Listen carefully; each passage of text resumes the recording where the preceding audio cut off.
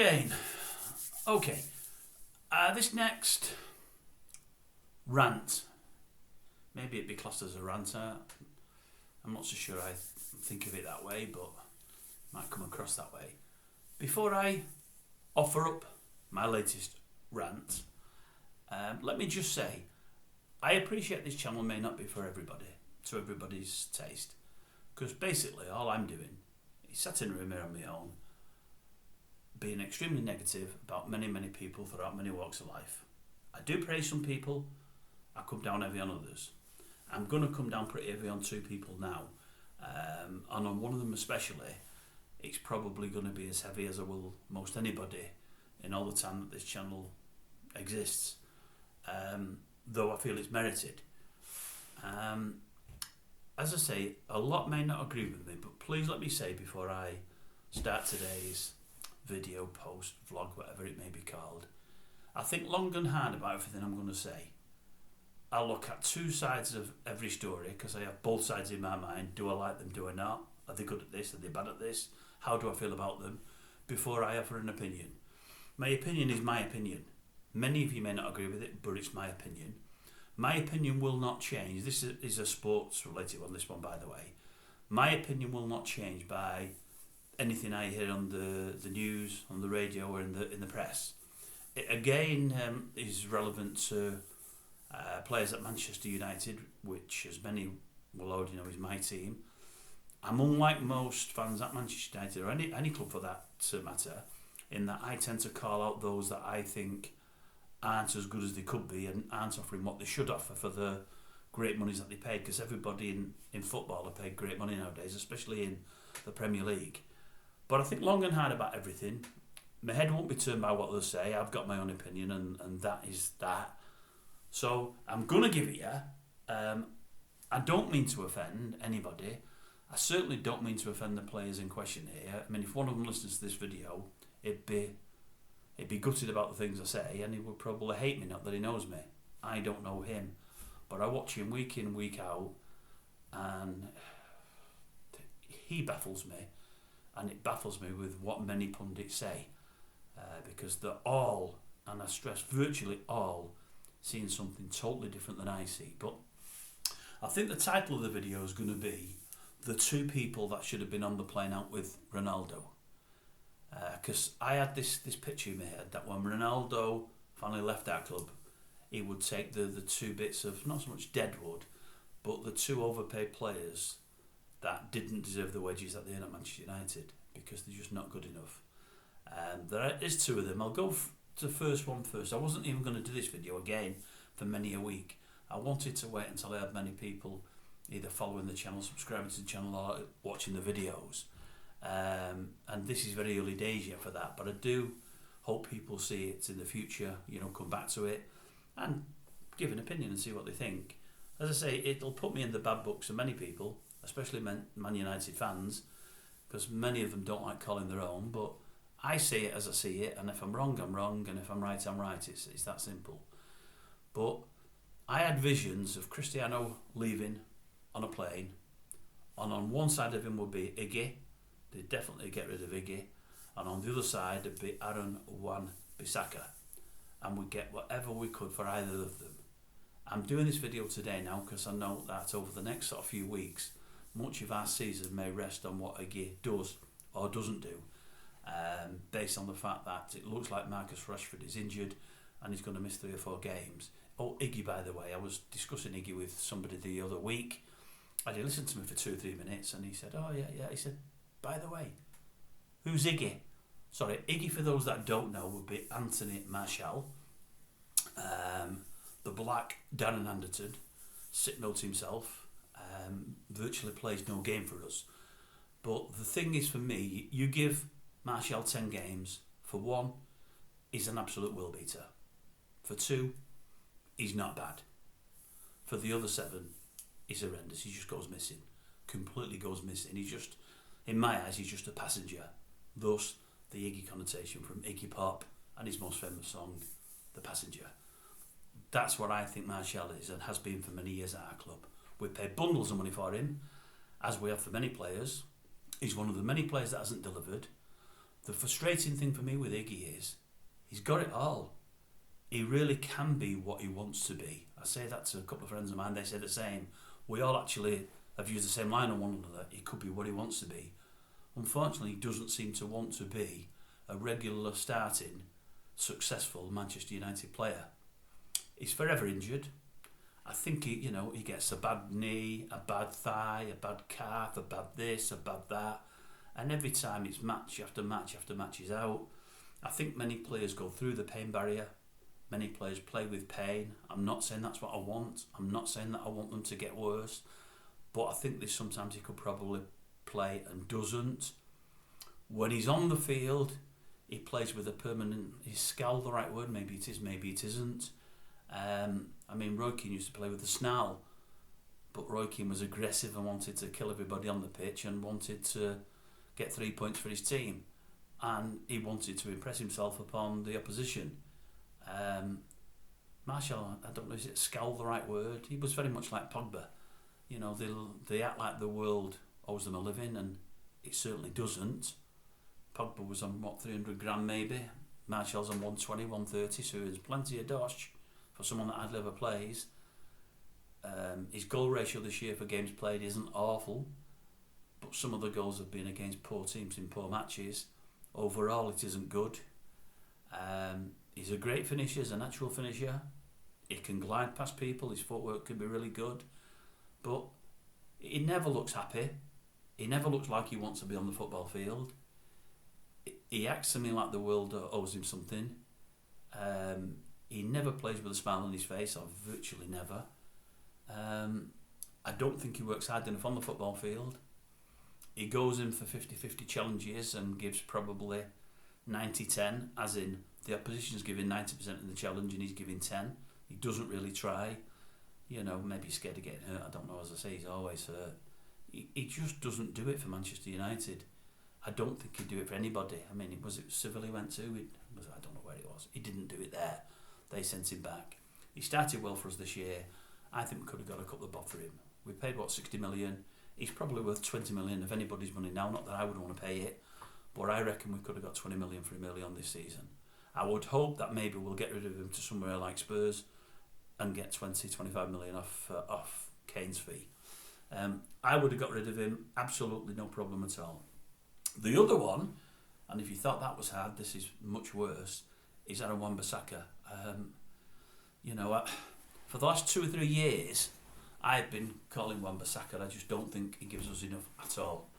There's many, many reasons. He's got a little bit that's good to his game, a little bit. I would say 20% of his game is good, 80% isn't. Again, he's somebody else we paid, £50 million for. He's on a decent contract, it'll be at least 100,000 I would suggest, it may be more. I keep hearing from pundits on the TV, from pundits on the radio, when I read the press. I've always heard he's a great fullback. For the last year and a half, 2 years for us, he hasn't been. I'm hearing he's probably the best defender in the league, or one of the best from fullback. He can be. He sort of hasn't been. I'll explain why, in my opinion, in a moment. But I'm hearing he's doing a lot better under Ten Hag, and Ten Hag's turning him round, and he's becoming the player we want him to become. I don't agree with that. I think he's improved in a couple of areas, probably 5%. But in the areas he's improved, he needs to improve about 75%. And I'll tell you what those are. But just let me give you a bit of background on Wan-Bissaka. I've after probably 3 or 4 months, I realised he wasn't the fullback for us, because I realised he cannot work with a winger. He cannot work with the man in front of him at all. And I'll explain that in more depth in a moment. But I was the guy that was, when I was used to ringing, that was regularly ringing TalkSport, decrying a lot of the things that were happening at Manchester United and many of the players. And 3 of the biggest people I used to call, 4 of the biggest people would have been Pogba, Martial, Fred and Wan-Bissaka. And Wan-Bissaka's thing that I used to knock, along with Fred, was the fact that his first touch was usually poor. Then I'd knock his passing. His passing is atrocious. Fred's is bad, which is unheard of for a Brazilian really, but Fred's is bad. Wan-Bissaka's is atrocious. He'd hold up attacks, He'd stop attacks from happening, his own attacks, I mean in an attacking sense. And yes, he was great in defence. Where Bissaka is great, is he's great on a 1v1. If you give him a 1v1, and if somebody actually goes past him, he can even get back and tackle them, which often doesn't happen. He's really, really good. He's brilliant, and I mean brilliant, when his manager says to him, man mark that player. Man mark that player. I've seen him do it with Raheem Sterling, when Sterling was at the top of his game for City, when he was really, really flying. I think I've seen him do it, was it with Neymar, maybe Mbappe as well? Definitely with Neymar, I'm pretty sure. And he's great at nullifying an opponent. The problem comes when that opponent or the other manager is clever enough to realise, we're getting no change here, let's move the winger that is marking infield or to the other wing. Because then Wan-Bissaka's thinking, well, what do I do now? He's gone.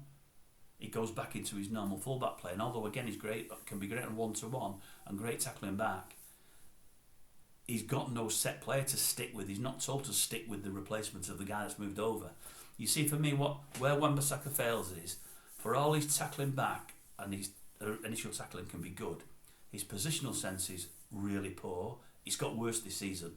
Since he's been given licence to get up the field more and attack more, he's all over the pitch. He's all over the pitch. The times that the back door's open and that his full back position is exposed is unbelievable. And often he's 30, 40, 50 yards away. You know, when we get the ball and we're in their half and they transition and move back with pace, he's nowhere near. And the amount of times I've seen him sloping back, running, but like he's got a great run. There's like he gets loads of ground with his run. He runs like a gazelle, but he ambles back. He ambles back and lets all the problems happen in defence. He's not there, so he's not bothered. He used at one time to break his neck to get back. He doesn't anymore. You know, I don't get why he doesn't sense the danger and get back. His positional play is poor. His heading ability, which I'll go on to in a moment, is horrendous. His first touch is bad. His passing is horrendous. What he tends to do when he gets the ball in any kind of tight area, he loves to do a step over or flick it through his legs or try to con the man that's in front of him so as he keeps the ball. But then when he's done that, he loses himself because he doesn't know what to do with the ball. He never knows what to do with the ball. He never ever knows. He'll ideally pick a pass 3 to 5 yards away. I know what I'm saying and I can't say it. Sideways, a sideways pass. Good grief, how can I not say that? Or he'll pass backwards. If we're on an attack and he's moving forwards, he stops attacks because he'll stop, again, turn inside and pass sideways. You know, it's crazy. You know, a lot of people say his attacking threat is poor. It is poor, it's horrendous. It's got 5% better. But he needs to get 75% better. You know, I think I've seen him put in 3 good crosses this year. But with 30 odd games in, and we've also played in League Cups and even got to the final and won it, FA Cups, and also Europa Leagues. So he might have played 40, 50 games if you include substitute appearances, and he's probably put 3 good crosses in. I think he scored 1 goal. I think he's created 1 goal. It might be 2, but I think it's 1. You know, I'm reading about yet another fullback that we're after that plays that position. It's the guy in, is it Frimpong? Maybe it's not, I can't remember the guy's name. Plays in Germany. I mean, I think he's created 5 goals this year and scored 8. Now, I mean, that's unheard of. I mean, that's fantastic for a fullback, and there may be different leagues and what have you, but that's unheard of. I mean, Wan-Bissaka won't score 8 goals if he's at United for the next 40 years. He just won't.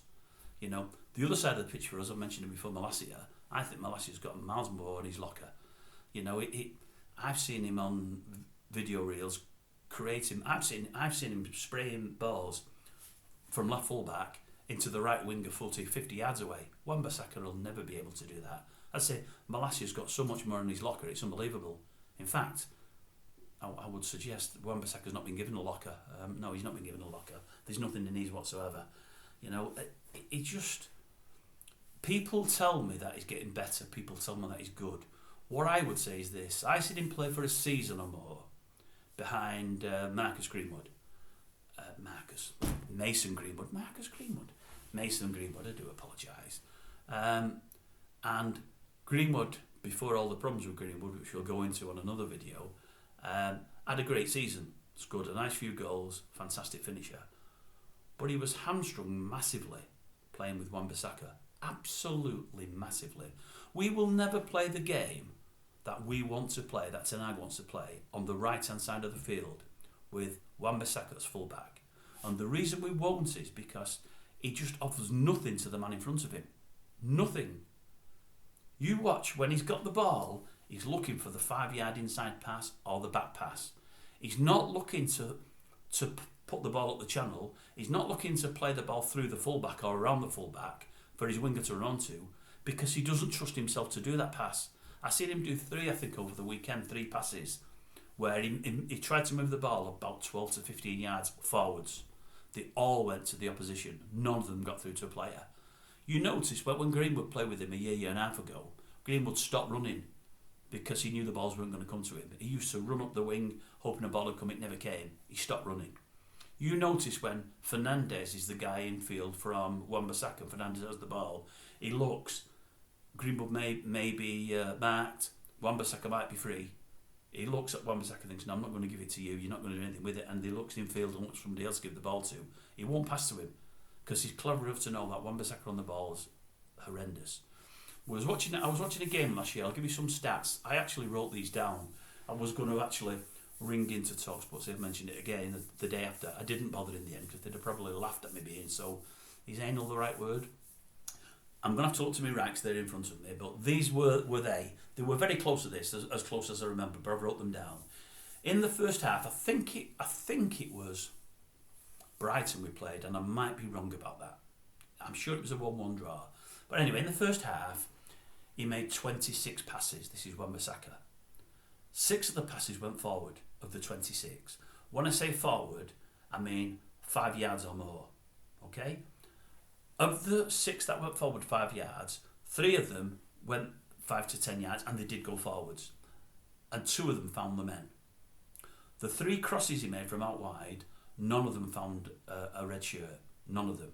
So out of them 6 forward passes, 2 of them found the man, and they were only like 10, 12 yards. Okay? The rest, he made 12 passes sideways. 4 or 5 yards sideways. So the ball came to him. He could have run up the wing. He could have tried to find Greenwood. I think Greenwood played outside him that day. What he did, he took a couple of touches and passed it inside. I think it was to Fred most all of the time. And he made 8 back passes. That's what he made. So at 26 passes, 6 went forward, 2 found the men, 3 were crosses that found nobody, and he made 12 sideways passes and 8 back passes. He took 3 throw-ins. 2 of them were very close to being foul throws. Very, very close to being foul throws. He made 3 fouls. He got 1 yellow card. They scored 1 goal in the first half. I think they went 1-0 up and we scored in the second half to draw the game, I think. I'm pretty sure, but I may be wrong about that. The goal was scored because one player played them offside. This player did it about 8 times last year. And of the 8 times he did it, 5 or 6 times he stood there after he played them onside and was like that. Enough to say, how did that happen? How have they sprung the offside trap? Yes, you're right. The player that played them onside was Aaron Wan-Bissaka. And rather than get back, he just stood there like that. How's that happened? They went down, scored, bumped 1-0. And the final thing I will say about that game, and I remember it like, and my memory's terrible, I remember it like it was yesterday, because I remember the reaction of Edison Cavani. Cavani played that day, or at least he played second half. He might have played the whole game, I'm not sure. Second half comes, we're 5-10 minutes in, and I think I'm pretty sure we're still chasing the game. And we make a break. The ball comes to De Gea. De Gea rolls it out to Wan-Bissaka, who passes it to Fred. Wan-Bissaka's running up the wing. Fred makes about an 8-9 yard pass to Wan-Bissaka, and Wan-Bissaka's bombing up the wing, and we know he's pretty quick. The forwards are flying past the halfway line because they see a great chance of a counter-attack. The Brighton defence, if it was Brighton, I think it was, a retreating. At this moment, all our players are onside.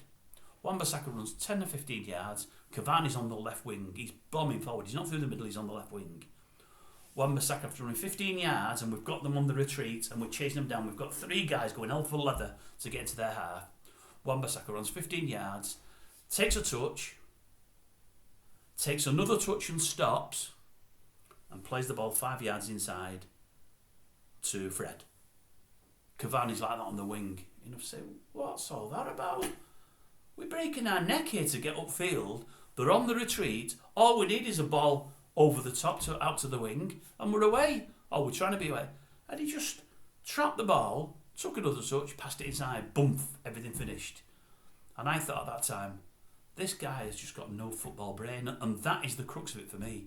He hasn't got a football brain. And I know loads will say, well, what do I know? I've never played pro football. I haven't. I'm not a coach. I coached for a short time a young kiddies team. That was horrendous. Mind you, we were playing 6 or 7 against 11 because we never ever had a team. And it wasn't because I was so hard or so awful. We just couldn't get players. But that's another story. But I think he's really, really poor. And I'll give you one more instance of how poor I think he is. Bissaka, for me, is possibly the worst header of the ball, probably at Manchester United over the last 20 years. He's possibly the worst fullback at heading the ball in the whole of the Premier League.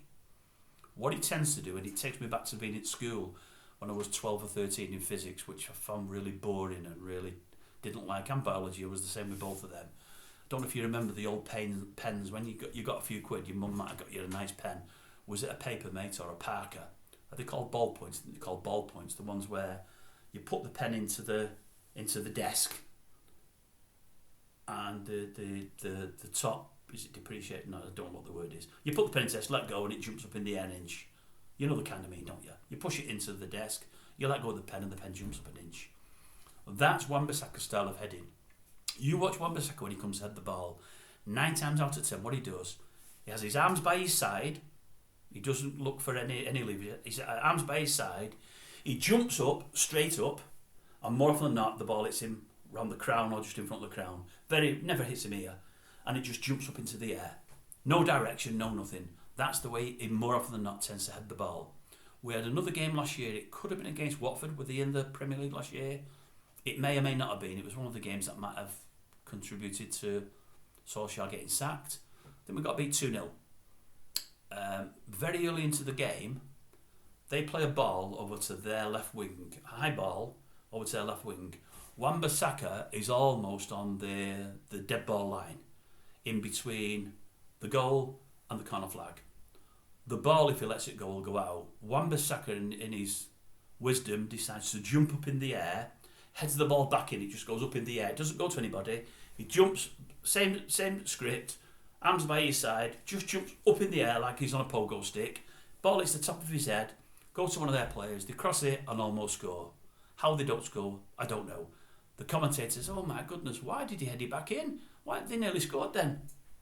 5 minutes later, honestly, I kid you not, 5 minutes later, what happened?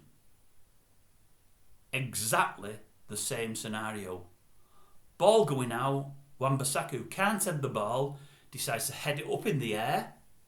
They cross, and this time, they score a goal. And you think, you've done it once and it was crazy. Why on earth would you do it twice and do the same thing again and give yet another goal away? And that, for me, summed Bissaka up in a nutshell.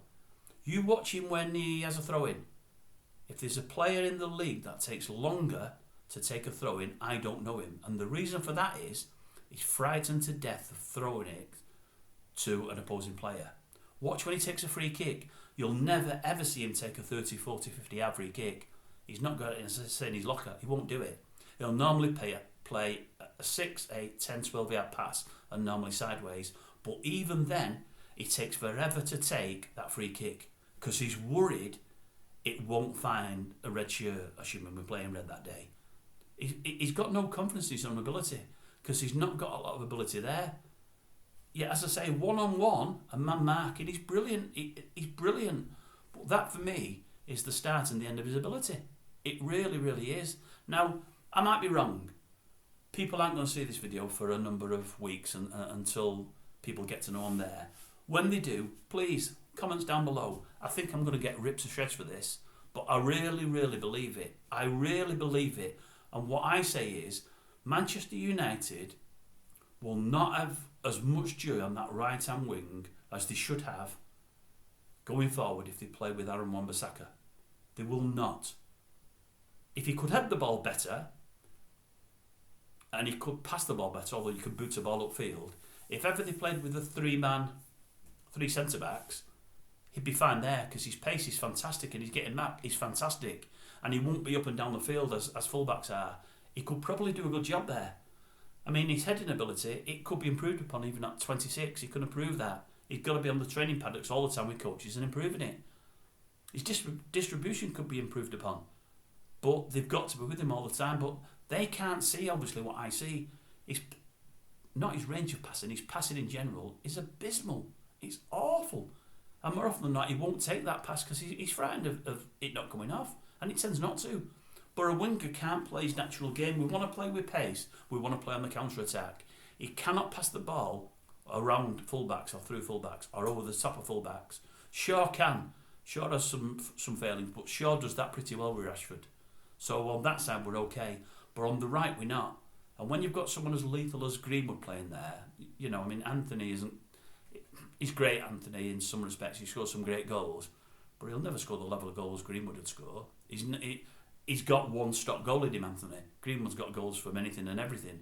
Probably not as much from heading, but he can score from 5 yards out, 10 yards out, 30 yards out, left foot, right foot, any foot, all foot. He's lethal. Bissaka, he needs to help his winger more, and he's got to learn to play in tandem with a winger, but he needs also to retain his possession better. You know, if he was a reporter, you'd call him a roving reporter because he's everywhere. So that's basically it. I'd have had both of them on a plane with Ronaldo, get rid of all three. Obviously, if it wasn't a private jet, which it would be, but assuming it was a liner with, you know, 3 seats in the middle, obviously you'd be sensible with things. Obviously, if, you know, the aisle seat would obviously have to be Martial, you know, because it depends which side of the aisle he'd be sat on. If he's on the right side of the aisle and he's got a bad right leg, because he's often got a bad leg, he'd obviously be able to put it in the aisle. If he's on the left-hand side and he had a bad left leg, again, he could put it in the aisle. What you wouldn't want on reflection is you wouldn't want Bissaka sat on the aisle seat, because obviously if the stewardess comes down with drinks, especially if they're hot drinks, I mean, Ronaldo won't drink alcohol, there could be hot coffees or hot tea, you wouldn't give the cups to Bissaka and say, pass them along to these two guys. You wouldn't trust him to pass coffees along, would you? Passing and Bissaka don't go arm in arm, they don't. So that's it. I know it's harsh. I know many won't agree. I know many will say I'm turning on some of my players. That isn't the case at all. I want them to do better. I'm worried about the next few games with Martial up front. We could do great with him. I'm sure with Casemiro and Eriksen back, we'll create lots of chances. I know he's capable of putting them in the back of the net. He's probably one of the best finishers we've got. Well, he's possibly the best we've got now. Greenwood's not in the picture. But he doesn't tend to want to know. He doesn't tend to get involved in games, so he worries me. But the biggest worry is Bissaka. It could be better, but he's got loads of work to do for me. And if we can get 20 million for him, honestly, take the dosh. Take the dosh. Many might not agree with me, as I say, but that is my opinion, and that's what I'm here for. I've put myself up as a man who gives opinions and who is honest. Many of you won't agree, but that's me. But these players within the team, like Casemiro the other day, who I was raving about, going to do something on Bruno further down the line, who I've got a couple of problems with, but over the moon, in the main, I'm over the moon with the guy. You know, many don't like him. Many say he doesn't play a captain's innings. There's a lot said about his work rate. I'll say a lot about the whole of Bruno's game, my opinion only, and it's a good opinion, it's a big opinion of him. But Bissaka isn't for me. Martial isn't for me. Pogba wasn't for me. And there's other players on that team that will be great from the bench, but they're not starters. Fred being one of them, man, with Casemiro he plays better. But as I say, a Brazilian who can't really control the ball and certainly can't pass the ball. He's unheard of, but we've got one at our place, and that was another 50 million. Okay, that's it. Rant over. Bye-bye.